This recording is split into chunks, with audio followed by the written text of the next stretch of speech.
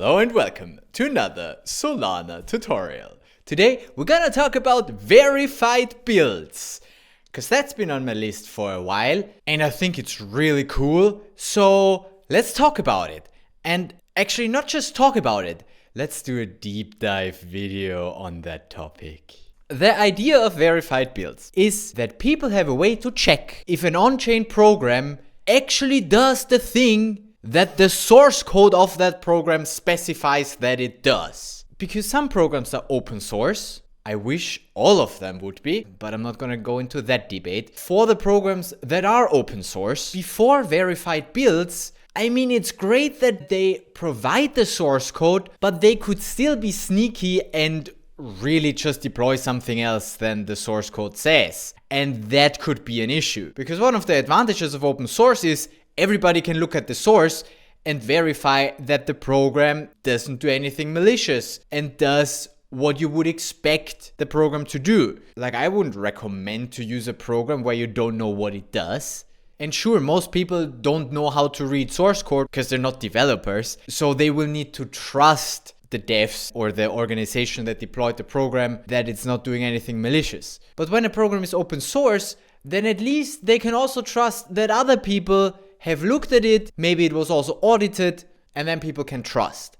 However, what is better than trust? Yes, verification. Don't trust, verify. That's what they say, right? But in order to be able to verify, we need verified builds.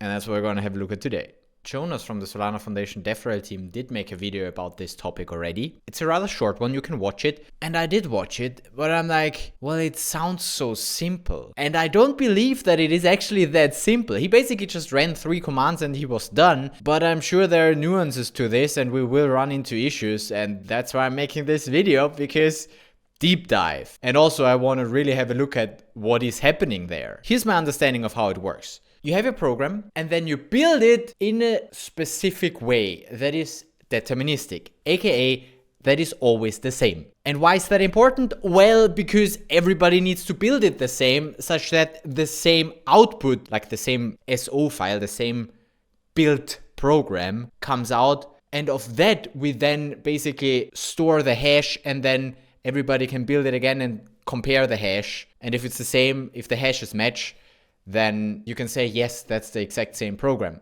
However, the actual output, like the actual build file, depends on many things, like which libraries you're using, the dependencies, which compiler you're using, and which compiler flags you're using. Because as we discussed in our assembly videos, the compiler does the translation from the source code to the machine instructions, and it can do optimizations. And if it does different optimizations, then the resulting program will be different. And even if just one instruction will be different, then the entire hash will be different, and therefore the comparison will not check out. So we need a way to deterministically build our programs, and that is done with specific Docker containers. If you don't know what Docker is, look it up, I don't want to talk about it. It's basically a simplified version. You can think of it as an image where all the relevant parts are in there, like all the Solana stuff that you need to build. And then you basically just plug in your program and it outputs the built program. But how that actually works, we'll have a look at it today. So let's get started with looking at verified builds on Solana. Can't be so difficult, right? Right? Solana verified builds. How to verify a program. There we go. How to verify. Oh, I'm big. Okay. What are verified builds? Verified builds ensure that the executable program you deploy to Solana's network matches the source code in the repository. In one sentence, that's what it is. So that developers and users can have the confidence that the program running on chain corresponds exactly to the public code base, promoting transparency and security. And this is done by comparing the hash of the on-chain program with the hash of the locally built program. And that is a good point that info makes here. Just because a program is verified does not actually mean that it's more secure, because anybody can verify programs. Also this guy, and this guy is also known for building drainers. Therefore, don't trust verified programs. But if you have a verified program, you can look at the source code, see what it does, and make sure that the on-chain program does what the source code says it does. That's the advantage. Not that they're more secure. There's no like it has been audited or it went through any kinds of checks. No, all it does is say the source code is actually what is deployed, but the source code can be a drainer. In fact, maybe we do this. Maybe we... I'm having good ideas here. Maybe I build a drainer and then verify it. Just to make that point. Because I need to deploy something anyway. Let me think about that. The verified builds pipeline was thought out and maintained by Ellipsis Labs and OtterSec. For more details, follow the guide in the original verified builds repository. I mean, there we have an example walkthrough as well. Okay, so how does it work? You build your program in a controlled environment using the Solana Verify CLI and Docker. This ensures that it's consistent across different systems. Yeah, because if I build it on a different system, the output might be different. Therefore, there's one Docker container that builds it all. One container that builds it all. Yes. Once you have this executable, you can deploy it to the Solana network. So in order to have the verified build, the thing that we deploy also needs to come from that Solana Verify CLI and the Docker, the same source that is also used to then actually compare. It's not enough to use the Solana CLI and this Docker thing to do the whole verify. If you then build it normally with your cargo build or whatever, it might still result in a different file. During the build process, a PDA of the verified program will be created. I know what a PDA is. Oh, a PDA of the verify program. So there's a program on Solana that does the whole verify stuff. Yeah, there's a program. That guy has probably an instruction for initialize, and basically it stores some stuff on chain in this verify account program address. That makes sense. The program authority. That makes sense. A version, the Git URL. So the Git URL is also stored, which commit we're on, interesting, some arguments, whatever, some build parameters, and which slot it was deployed in. That's what it stores. Interestingly, I would have expected it to also write the hash somewhere in there, but address signer version Git URL commit arguments deploy slot. That's what it stores in this PDA. Yo, where does the hash go then? We'll see, we'll figure it out. The PDA contains all data necessary to verify the program, including the hash. The PDA contains the program address, Git URL, commit hash. So probably this commit, this guy is the hash. I would have thought that the commit is part of the which commit in this URL, but okay, maybe that's the hash that we're comparing against then. Maybe the Git URL needs to specify which commit exactly. My assumption for now. Need to check that later. Using the data in the PDA, everybody can run the verify program command locally and check if the program was built from the provided source code. Then everybody can verify for themselves completely trustlessly. Well, is that completely trustless, or do we need to trust the auto verify program?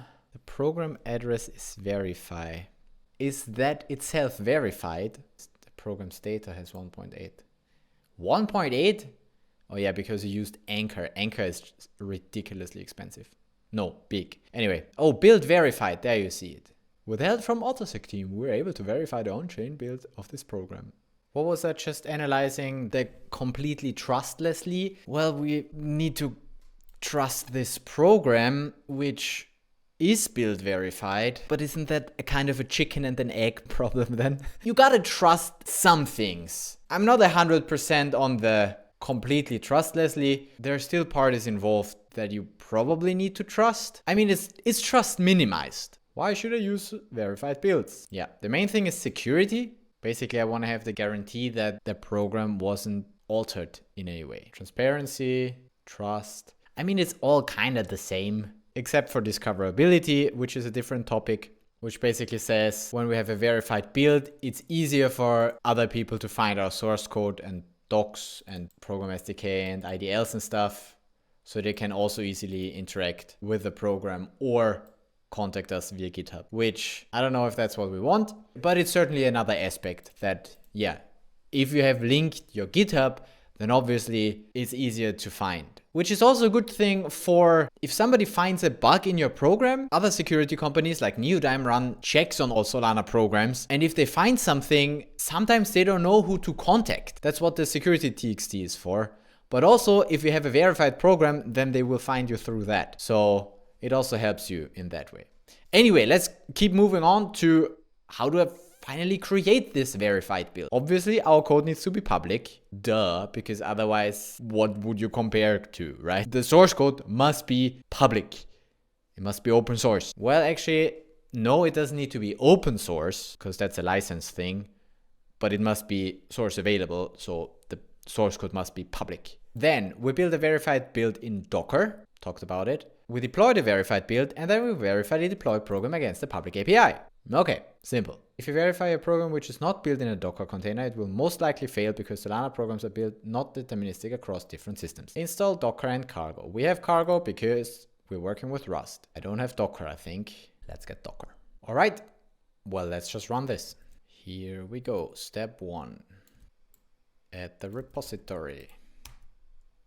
And then we install all of that stuff. Yes, 500 megabytes. All right, sure. And to check if that's successful, there's a hello world image, which is a Docker container that we can run, which probably says hello world to us. So let's see. We didn't find it locally, so we downloaded it and then it said hello from Docker. Installation appears to be working correctly. Oh, great.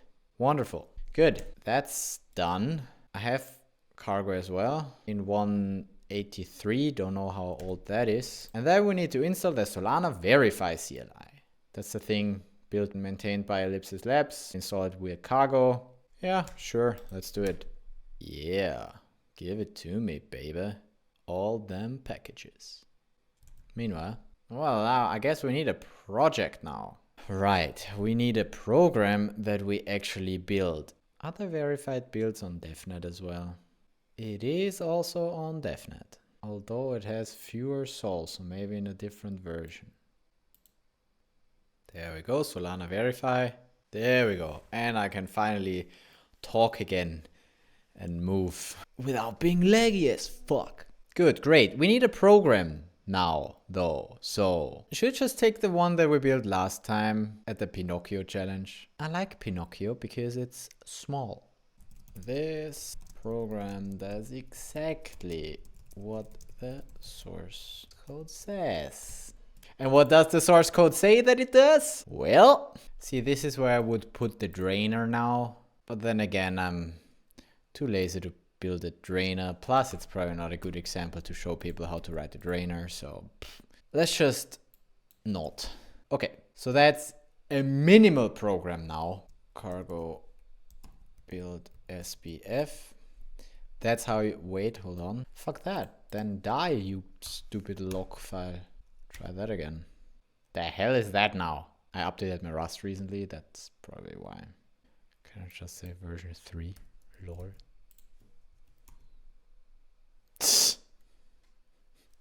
Okay, this is cheating, but whatever. Okay, so this is how you regularly build. And then you have this deploy with the verified build SO file, which has 16.15 kilobytes. But that's not the build we want. We want to build it with this Solana Verify CLI. And therefore, we need to prepare it first. To verify against the repository, it needs to have a cargo lock in the root directory of your repository.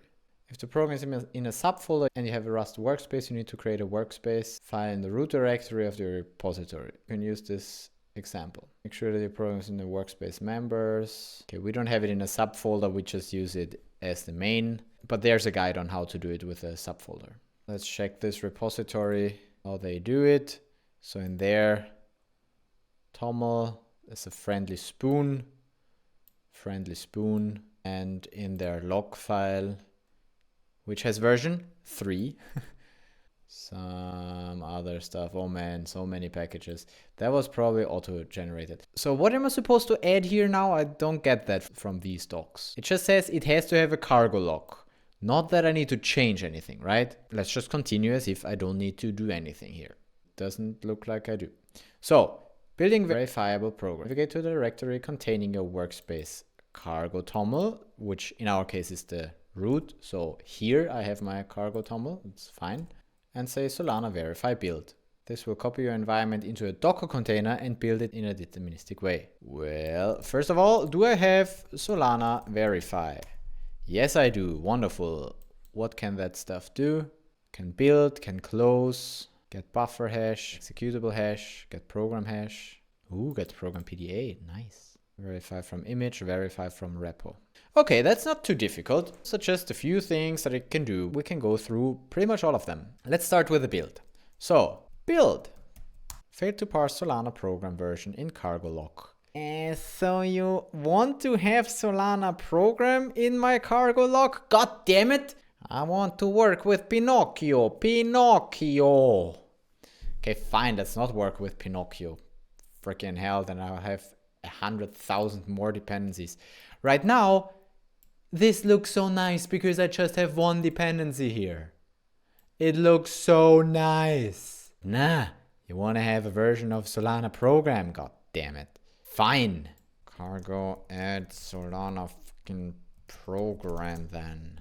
1 billion dependencies. We also have Solana program in 2.15 and a bunch more packages in the cargo log file. Okay, whatever. This thing should still be so small that if I build it, oh for fuck's sake. Stupid, I'm gonna give you version 3. Welcome to the life of a developer. That's why my tutorials are hours long and not minutes like Jonas's. Cause he doesn't show you the real difficult life of a dev. They're lying to you, it's not that easy. Right, we were at Solana verify build. And here we got stuck. Why? Unable to find Docker image for Solana 1.2.15 using backup Docker image for Solana 2.1.0. Permission denied while trying to connect. Docker.soc. What the hell does that stuff even mean? Now we found the Docker image for 2.1.0 because that's what I now have here. But we still get permission denied. Docker run help. How is that helping me? Docker is running. Do you need that as a super user? Oh yeah, now I have the same problem with the hello world though. I get a permission denied. While trying to connect to the daemon socket. So there's a thing that's running in the background, a so-called daemon, and I'm trying to connect to it, to the localhost and port, which makes this socket. But for some reason, I ain't got permission. It was working before, wasn't it? Okay, I was doing sudo docker run hello world. That's why. Then I was in root. That will work. There we go. That's my problem. I need to run stuff in sudo, which I don't like. Manage Docker as a non-root user.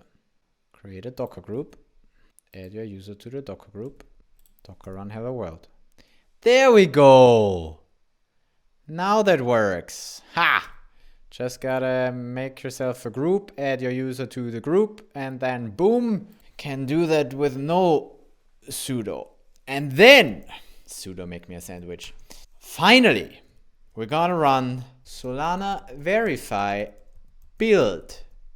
And then it finds that freaking image and it's freaking downloading that freaking image. And finally, after 2 hours of sitting here, we're making progress. Oh man. I don't know what it downloads here, but it does download a bunch. So I'll just let it. I just let it download. None of this is fishy. Whatever stuff I download from the internet will be perfectly fine. Right? Right? I just use it to build my programs. What could possibly go wrong here? So yeah, there are trust assumptions that we're making here. Obviously, we're trusting Docker.io Solana Foundation verifiable build. That thing does what we think it does. And I have no idea what it does, so whatever, it can do everything.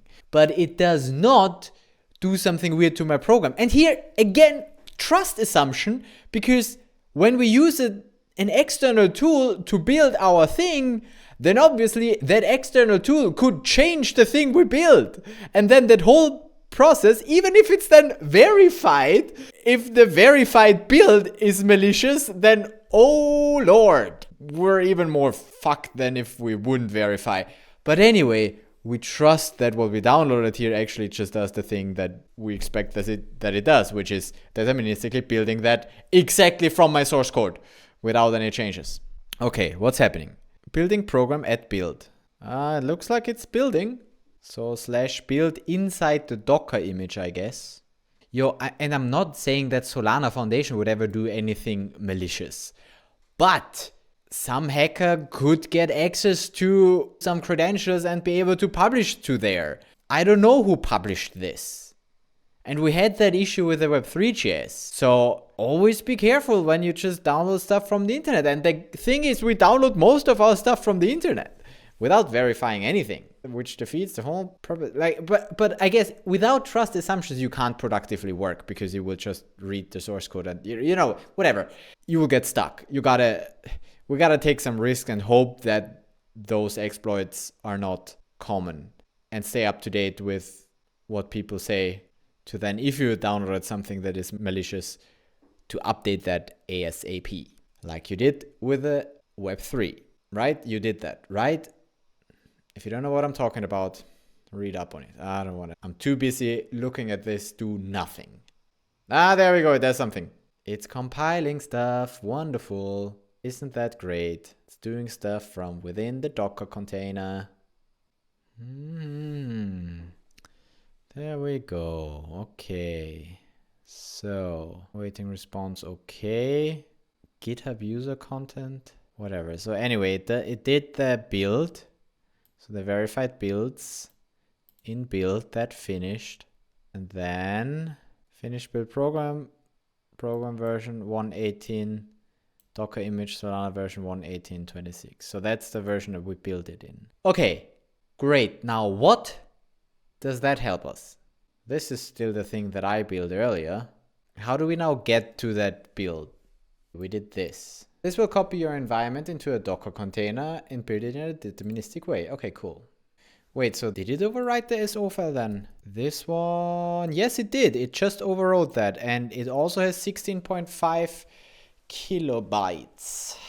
So it doesn't seem to be too different, but wait, remember that number, 16536. If I build it with cargo SPF on my system, not with a Docker container, what will the result then be?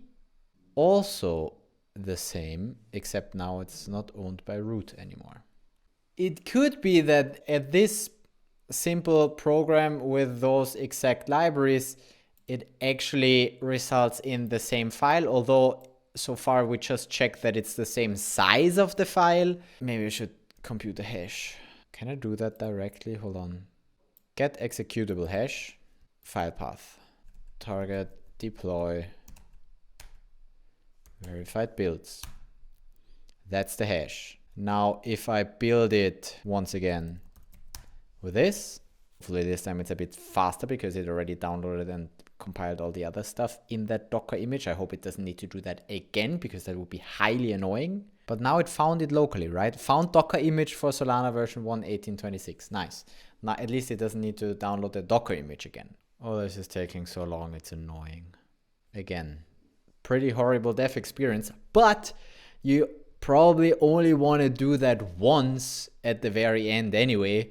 Building your program for development purposes, you don't need to do it with a Docker image. You can just do it regularly with cargo build SPF. And then only the final version that you then deploy, you build once with that thing because it always needs to compile all the stuff again from scratch. Oh, is that annoying? And it needs to have so many dependencies because I couldn't get it to work without Solana program as a dependency. So, well, here we are. All right. And if we now verify that thing, it has the same hash, but it was just created right now. So, okay. So I couldn't demonstrate that the Docker image does something different than my local setup, but my program is also very, very super trivial. So check it yourself for your program if you get a different hash. Anyway, moving on. So in my case, I could use the thing that I compiled with cargo build SPF because it has the same hash. And that's the only important thing, that it has the same hash, because that means that it's the exact same file. Because Even if 1 byte would be different in that file, or 1 bit, it would be a different hash. That's one of the traits of hashes. Essentially, in this case, why we use hashes. To make from an arbitrarily big thing a defined size small thing that does change as soon as anything in the big thing changes. It's a hash. You're welcome. Good, so we can build, we can do the hash. What's the next step? Deploying.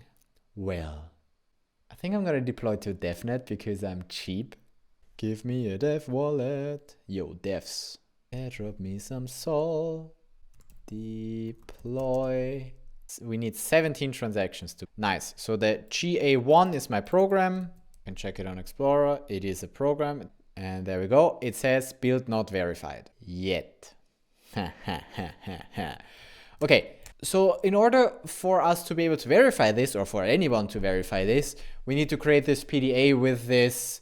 Where did we have it? This verify program. And by the way, I love that they have verify as the program address. I bet with you they used the strategy to deploy a program with seeds, create a system program account with seeds, because otherwise it's really difficult to get that long of an address. Or they just grind it a bunch. If you don't know what I'm talking about, there's a video. Okay. What's the next step? Solana verify get program hash. So, okay. So this thing, DevNet, and this program. Yeah, there we go. Oh, look at this. 8C2. That's something that we saw before. And this basically is just getting the program file somehow, you know, what's inside this account, the data, the 16 kilobytes of this account. It's reading that, and then it's building the hash. Anybody can do that. It doesn't need to have source code linked or anything. That's just building the hash from the on-chain program. But in order to verify, we now need to provide the source code and basically tell the API, hey, build it once and give me that verified tag. So let's do that. So we need to be able to get the hash from a repo. Wait, hold on. First, I could do the same with get buffer hash.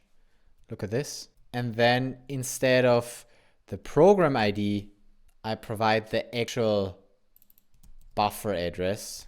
Nope. Get the hash of a program binary from the deployed buffer address. Oh, maybe that's not the buffer address. That's including something else. That's because it has a bit more data, right? It also holds the update authority and something. So that's the executable account, not the buffer account. The buffer account was closed. Nah, let's not dig rabbit holes here. Doesn't matter. Okay, so next step is to verify it from a repository, and for that we need to publish it. So many steps for security. Verified build. Example. It should be public. Yes, okay, create. And then we're just gonna push this. Push it! I pushed it, and it should be here now. There you go. Source. Lib. It's here. Verify from repo. What does it need?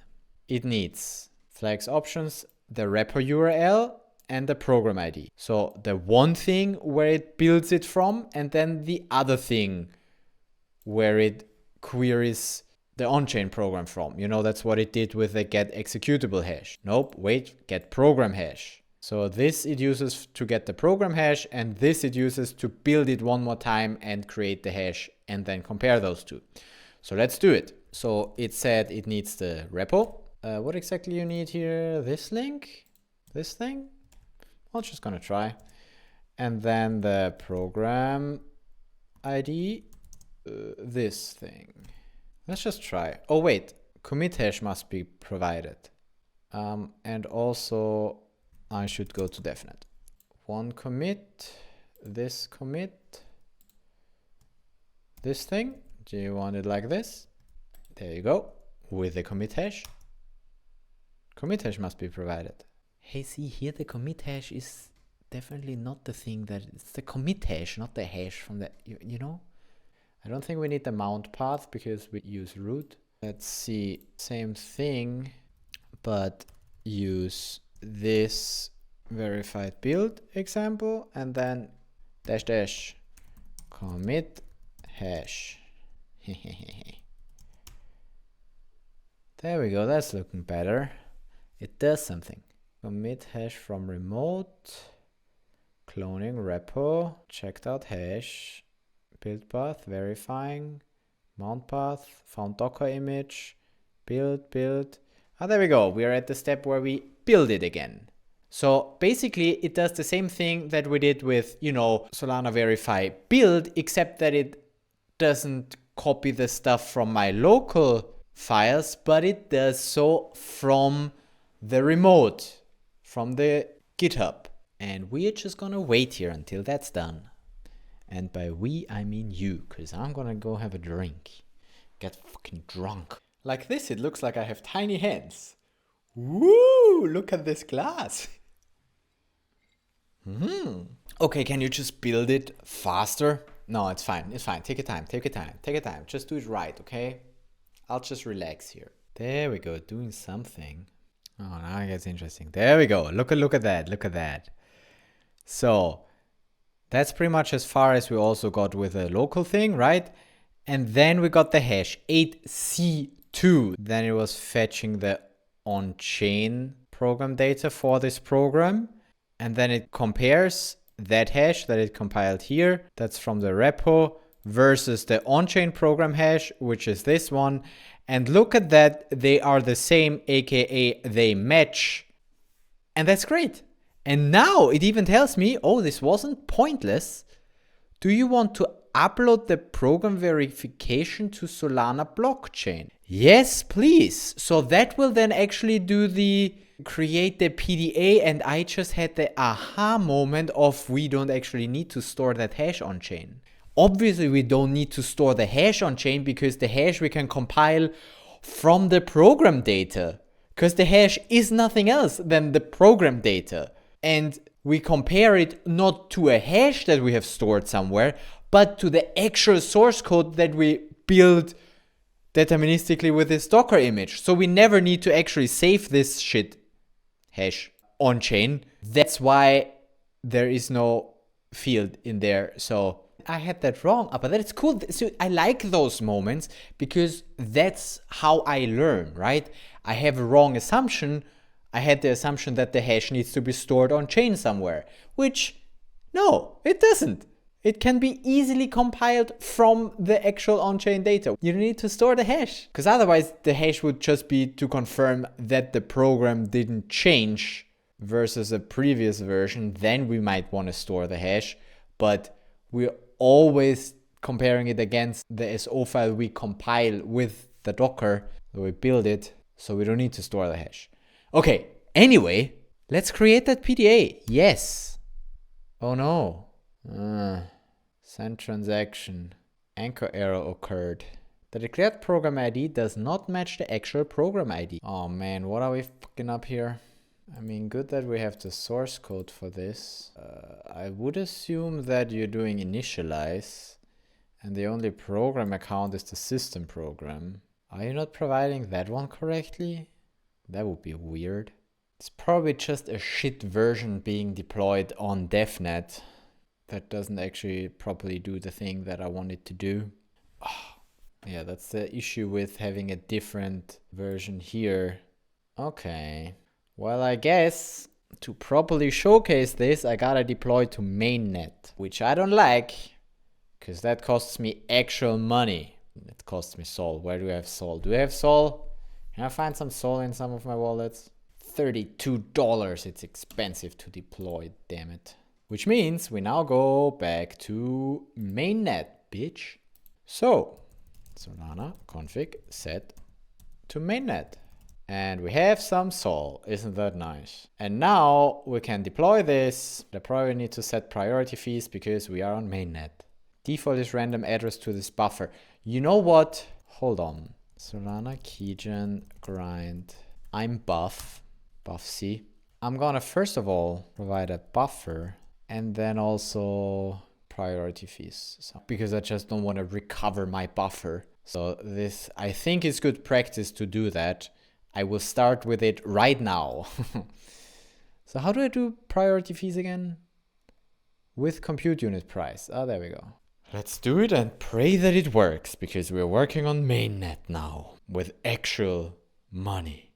18 transactions. Come on, can't be so hard. 10 write transactions failed. But I guess the buffer was created. The buffer was created with 0.11 sol. That's good. Okay, priority fee is low, admittedly. Well, fine. Then let's add a 0 here or 2, whatever. And try that again. I just didn't want to pay too much because I didn't know what the... There we go! I didn't know if that's in Lamperts or in micro Lamperts, and it is in micro Lamperts. There you go. So, boom, program deployed, which means my buffer account is now empty again. But see, I still think that this is a good practice. You create one buffer account for yourself. You just have a key pair with a buffer account, and whenever you deploy programs, you use that buffer account. Or you can have one buffer account per program. It doesn't matter. But having that key pair yourself already is helpful, because if the deployment fails, you can just use the same buffer again without having to first go with the keychain to recover the thing that it randomly created, and it's just annoying. Like this is much easier. So I didn't have to recover anything, and I didn't lose my sol because it was just inside this account. Anyway, moving on. So my program is deployed now. Let's do the same thing with the verify from repo, except we now do it on mainnet. And now we wait again. Cheers. Here we go, build it. Build it.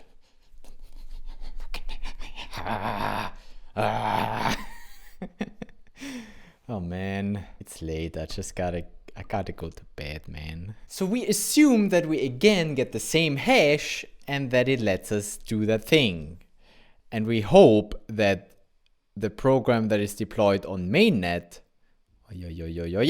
program hashes match. And again, it's the 8c2. Do I want to upload the program verification to the Solana blockchain? Of course, yes, please do it.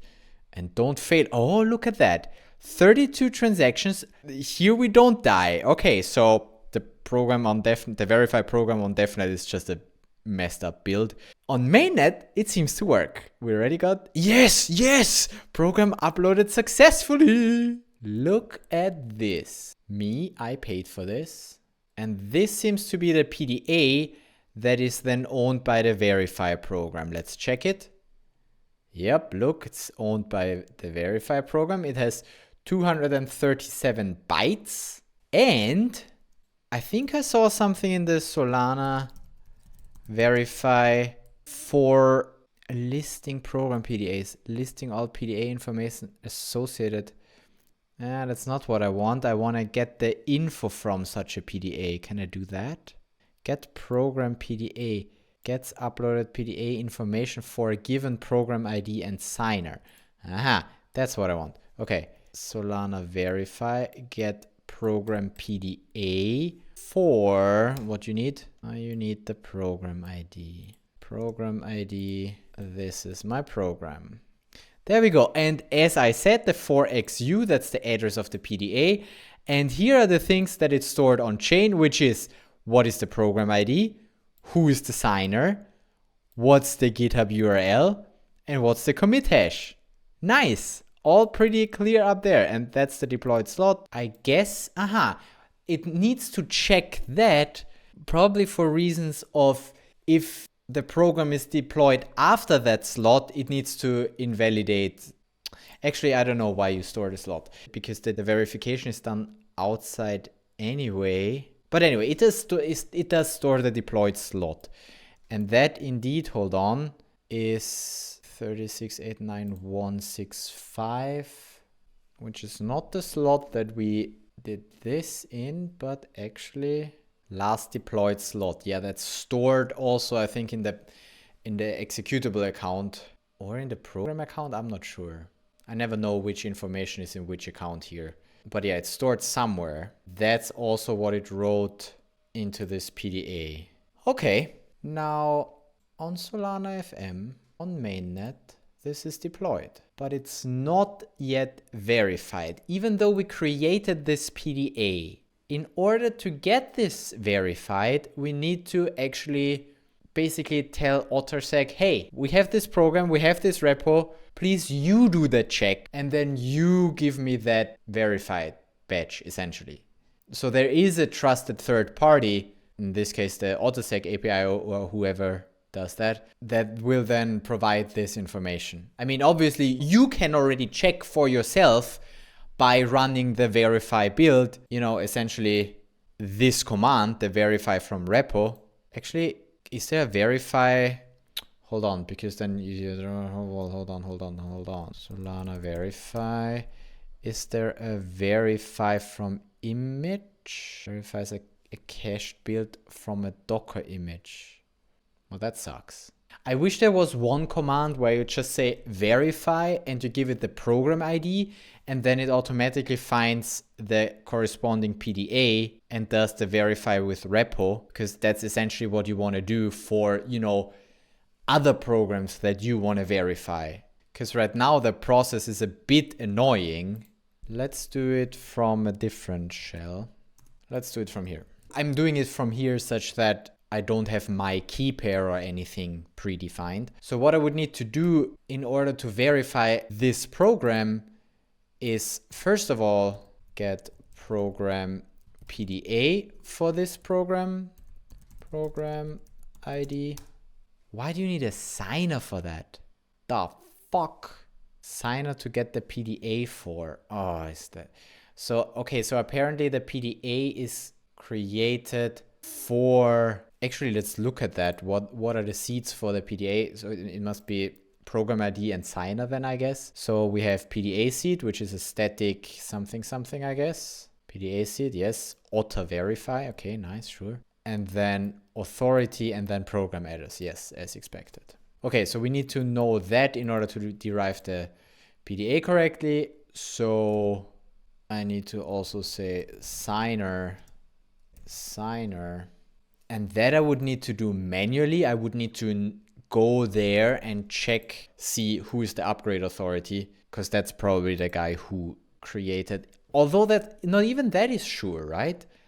Anybody can create. So can somebody else now for this program also just create a PDA? I might go check that in a second, but let's assume we just guess that the update authority also created the PDA at the verify program. So we would then provide this signer here, and then we get this address, because with this and this, it can derive this PDA because it knows what the verify program is. It gets all of the information.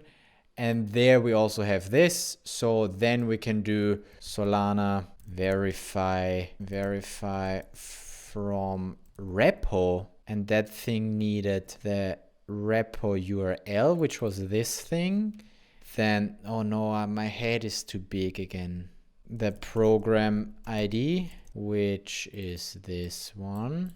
And then, what was it? The commit hash, which was this one. And I think that should already do it, right? Yeah, with that I can already verify. So I can verify as an external person without, having the signer here or whatever. It is still a bit complicated. I wish there was a simple command from the Solana verify, just verify me this program, and that would do the checks automatically. But for now, with those manual things, I can manually check it. And that would then also, hopefully get us the message in the end that yes, the hashes match, and there we go. Program hashes match. Boom. People still need to do the check manually, and nobody wants to do that manually, so we better trust in a third party that tells us, yeah, I did verify this. And that is done how? Verify against the public API. So finally, you can also directly verify the program against anyone that is running the verify API. Hold on, what? Verify from repo, remote. Remote flag sends the build request to the Autosec API, which triggers a remote build of your program. The system verifies that the on-chain program hash of your program matches. Default is the autosec API. What does the remote thing do? Send verify command to a remote machine. All right. Should we do that? So we do the exact same thing as before. Let's see if we need that commit hash. If I just say remote, commit hash from remote, it takes the main branch if I don't provide a commit hash. Okay, interesting. Sending verify command to remote. Verification request sent, verification in progress. So we're now just waiting for the server response. So basically, we don't build it on my machine anymore. We let the server do it and then hopefully get a response eventually. Because the server now obviously needs to do the same thing that I did locally before, so that takes a while. It's not that quick. But at least that Solana verify CLI handles all of the requesting and waiting and stuff. So I just gotta wait here as well for it to be done. So, oh look, we have the on-chain hash and the executable hash that match and are also the same that I have computed. So that's cool. Repo URL, check the verification status at here. Found multiple possible targets in root directory. What does that mean? Please explicitly specify the target with the package name option. Failed to find unique cargo toml file in root directory. Okay. Whoa, did you see that? Even before I refreshed, it said build verified. Look at this. It is verified. Let's go there. And if we go there, is verified is true. On-chain program verified. On-chain hash, this. Executable hash, this. Last verified at this. Verification. On-chain program verified. Program name, hash from the repo, hash from the chain. Okay. I want to lose my verification again. Let's say I change something in my program. Cargo build SBF this. Also, hold on, this is stupid. Why do I need Solana program? Go to hell. There we go, that's much faster. Not smaller though. Can I use the lazy entry point? There we go. With the lazy entry point, it's just 900 bytes. And hopefully that is freaking small enough, because 900 bytes I can fit into one transaction. So I can deploy this with a little bit of funds that I have. Look how we deploy a program in one transaction. Well, okay, in 3 transactions. We create the buffer account, we write to the buffer account, and we move from the buffer account to the actual program account. It's 3 transactions, but it's 1 transaction to send the program on chain. I love that. Did you ever deploy a program in 1 transaction? If it does nothing and uses a lazy entry point from Pinocchio, haha, you can. Who needs data deserialization? Nobody. No freaking body. Okay, so go in here. Look at that. It is not verified because, haha, and here it again, because that thing queries the autosec API, but then the API says 8C2 and the hash on chain says this. Even though here, let's refresh this. Oh, wow. Now it also says false here. When did that update? A minute ago, this guy updated. Maybe because that thing was querying it. And see, here's the thing. Building the hash from the on-chain program is relatively simple. Like, it's a quick task. Like, you just read those few bytes from that program account and you compile the hash, which is not a compute-intensive operation. Getting the source code from the repository and downloading all the dependencies and building that is a lot of work. So even Solana FM can every time, compute the hash real quick and check if it works. And if it doesn't, tell the API that it doesn't. Or whenever you make the request to the API actually checks the on-chain program. Could also be, that would actually be the nicer. Maybe it does that. What if I push this and then I verify again with remote? This will then of course give me false. Should we run that? Oh wow, that was quick. it doesn't build again because it already built once. Okay, let's do the verify, but not remote. See, this is still a bit of an annoying thing because why do I need Solana program? There you go, I have a stupid Solana program. Not like that will change my SO file because I'm not using it anyway. For some reason, you just need to have it as a dependency. Stupid. Try again. Invalid cargo log format version 4. I hate this. It's not intended for manual editing. I give you no manual editing. Then make a version 4 work, damn it. Fucking hell. Wow, 00. That's a fun hash, yo. There, 00B. As if we were mining Bitcoin. There we go. 00. And the hashes match. Cool. Do I want to upload that to the Solana blockchain? Yes, please. That's weird. They make it even smaller.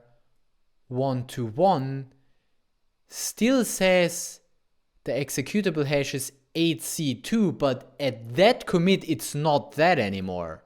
That's weird. And still 2326. This is so weird. It gives me the newest but doesn't update this one. The API is weird. Hey Autosec, fix that. Wow, 5 minutes. Holy shit.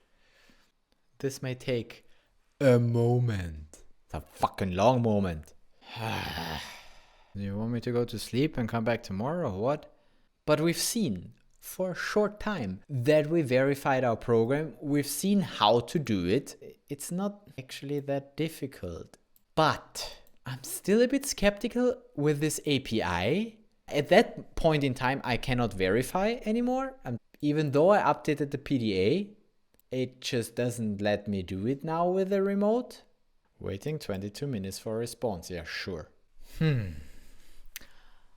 don't really know how to conclude this. On the one hand, I kind of really like the idea of verified builds, and we made it work, and it does work. But on the other hand, it seems pretty buggy, this API. I didn't manage to re-verify my build. Maybe that's just a temporary thing for right now. I imagined this to be smoother than it actually was. I struggled a lot with, first with Rust versions, with Docker, then with this API. Basically with everything that you can struggle, I basically struggled with it, so great experience. But welcome to glass chewing with Solana. It's like still times for glass chewing. Yeah, like my first impression from this is I'm not really happy with it. But there are still, for me, too many unanswered questions. Like, can anybody then verify a program that they don't have the authority for? I wanted to try this, but I got stuck with the API not responding. Yeah, I still think that verified builds are really cool and I want them to exist. And I want as many of you to verify your builds. Publish the program source code and verify that your on-chain program actually does what the source code says it does. That's a pretty cool thing. And I want pretty much every program to do that. That would be so cool. That will also make my life as a dev much easier because I could then just look at the source code of all the programs. But you know, I get how some programs don't want that and whatever. Some devs don't want that, whatever. Not gonna have that conversation. But if you're a dev, if you're of the opinion that open source is the right way and you open source your program source code, then you might as well verify it. Because then people can trust that what you put there is actually what's in the GitHub. We now just also trust this weird API, which actually I don't trust because it's behaving really weirdly for me. But maybe that's just a temporary thing and they will figure it out and improve it, which I hope they will do. Just not happy with that. You know, what do I do with that? Better watch those videos. And I guess I'll see you tomorrow to get that thing fixed. Enjoy. And verify your builds while I go the fuck to sleep. Lots of swearing today, but that's okay. But we will get there. We will figure this out. After 30 minutes, I don't get a response. Well, there clearly something is broken. Maybe you should add a timeout or something. Like this video also times out now.